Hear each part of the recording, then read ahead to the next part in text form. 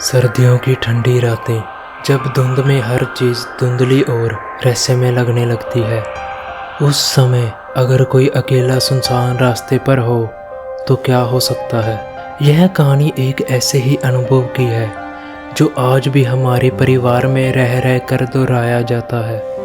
यह घटना सरस्वती देवी के साथ घटी थी, जिसे सुनकर आज भी रोंगटे खड़े हो जाते हैं। सन 1974 की बात है।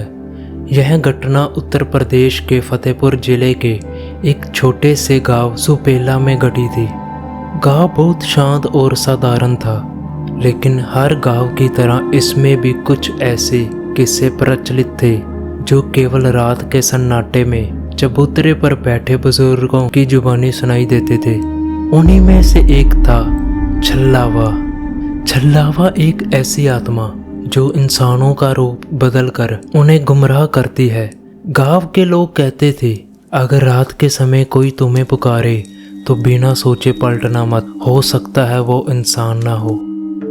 सरस्वती देवी उस समय 21 वर्ष की थी, पढ़ाई लिखाई में बहुत तेज, स्वभाव में शांत और मददगार, लेकिन अंदर से बहुत हिम्मती भी।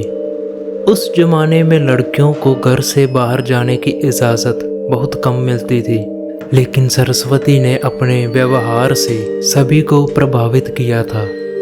एक दिन सरस्वती पास के गांव पलिया अपने मौसी के घर गई थी, जो लगभग 1 किलोमीटर दूर था। घर में सबने कहा था, अकेली मत जाना, सूरज ढल चुका है, लेकिन उन्होंने कहा, मैं बस थोड़ी ही देर में लौट आऊंगी। यह दिसंबर की सर्द रात थी। शाम के 7 बजे ही चारों ओर घना कोहरा छा गया था। सरस्वती के पास एक बैटरी वाली टॉर्च थी और उन्होंने खुद को शाल में अच्छी तरह लपेट रखा था। वह धीरे धीरे गांव की सुनसान सड़क पर चल रही थी। पूरा रास्ता शांत था, सिर्फ उनके कदमों की आहट और पत्तों की सरसराहट सुनाई दे रही थी। जब वह रास्ते के बीच पहुंची, तब उसे कुछ अजीब सा महसूस हुआ, मानो कोई उनका पीछा कर रहा हो, लेकिन पीछे देखने पर कोई नहीं था। अचानक उन्होंने अपनी टॉर्च से सामने देखा। एक काली आकृति बिल्कुल सड़क के बीच खड़ी थी, इंसान जैसी, लेकिन पूरी तरह काले धुएं जैसी। उसकी कोई स्पष्ट आकृति नहीं थी, सिर्फ उसकी लाल चमकती हुई आंखें साफ दिख रही थी। वो परछाई उन्हें घूर रही थी। सरस्वती वही थम गई। उन्होंने टॉर्च को कई बार उसकी ओर घुमाया, लेकिन उसका चेहरा, हाथ या कोई शरीर दिखाई नहीं दे रहा था, सिर्फ एक परछाई और 2 आंखें। जैसे ही सरस्वती पीछे मुड़ी, वो आकृति उनकी ओर बढ़ने लगी।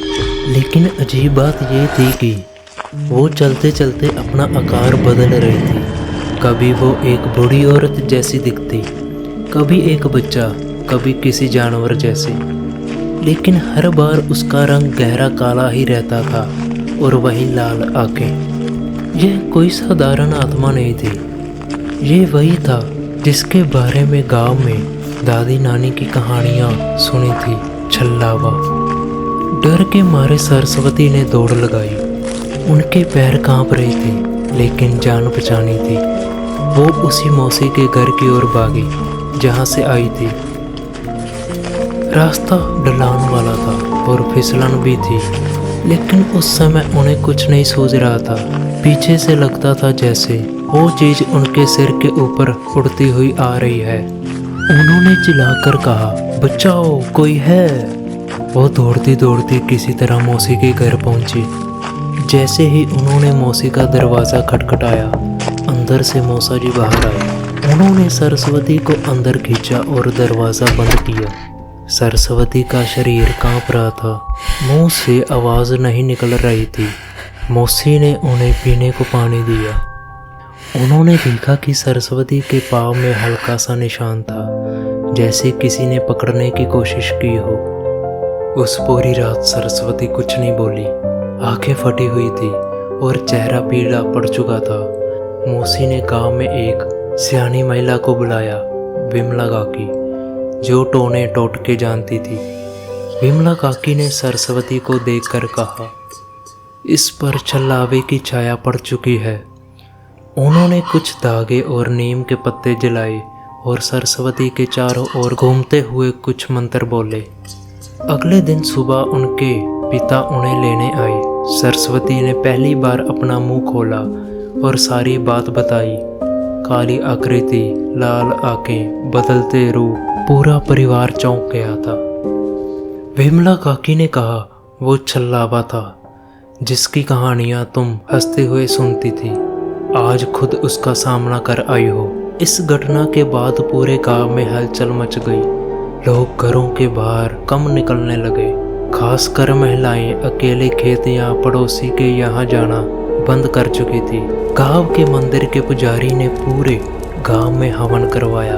एक तांत्रिक बाबा को बुलाया गया, जिन्होंने गांव के बीच पीपल के पेड़ के नीचे पूजा की और कहा, ये आत्मा इस क्षेत्र में वर्षों से भटक रही है। किसी समय ये इंसान रही होगी, लेकिन अब छल्लावे में बदल चुकी है। उस घटना के बाद सरस्वती कभी अकेले घर से बाहर नहीं निकलती। उन्होंने जीवन में शादी नहीं की और अपने छोटे भाई बहनों की देखभाल में अपना जीवन बिता दिया।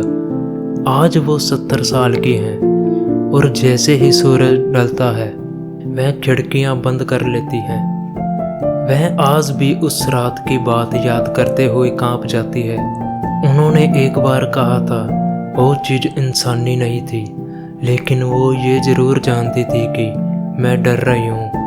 वो मेरे डर से ताकत ले रही थी। क्या छल्लावा आज भी मौजूद है? क्या वो अब भी सुनसान रास्तों पर भटकता है, या फिर वह किसी और को अपना शिकार बना चुका है? यह कहानी उन सभी लोगों के लिए चेतावनी है जो यह सोचते हैं कि ऐसी बातें सिर्फ कहानियाँ होती हैं।